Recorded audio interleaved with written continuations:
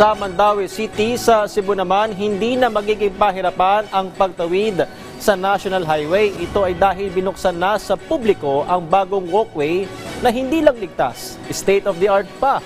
Silipin natin yan sa sentro ng balita ni Jessie Atienza ng PTV Cebu. Naglalakihang mga truck at mabilis na takbo ng mga sasakyan. Yan ang karaniwang eksena sa kahabaan ng National Highway ng Barangay Magikay sa Mandaue City.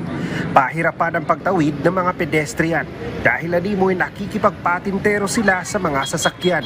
Risko jud kay labi na ko taong bahay di jud ko anado ka ng daan ba. Mo nang makuyawan jud ko malabang. Dahil dito, nagpatayo ng kauna-unahan at makabagong state-of-the-art na skywalk o pedestrian overpass. Ito'y sa pagtutulungan ng Lone District Representative ng Mandaue City at ng DPWH. Ayon sa Department of Public Works and Highways 6th District Engineering Office, lalagyan din ng solar lights at CCTV system ang skywalk. I-raise up nila itong mayo, itong mga itabo sa una, nga ubos na kayo ang vertical clearance. O itong na ay nasangyad mga container van, karon 6 meters na niya itong clearance vertical. I'm so happy about this, nga na-realize na human gyud nato ang project as soon as possible. Kay dako jud kayo ning tabang sa ato ang kaning mga estudyante, ginikanan, ug also sa mga trabahante.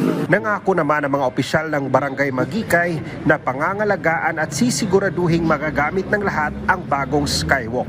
Kay bis manggod sa amo experience sa una nga nay mga tulog usahay diri nga dili taga Magikay mo nang mahadlok ang mga tao muna nagplano may amubutangan og kanang safety officer nga maoy mo bantay aning skywalk. Mula sa PTV Cebu, Jessie Atienza para sa Pambansang TV sa Bagong Pilipinas.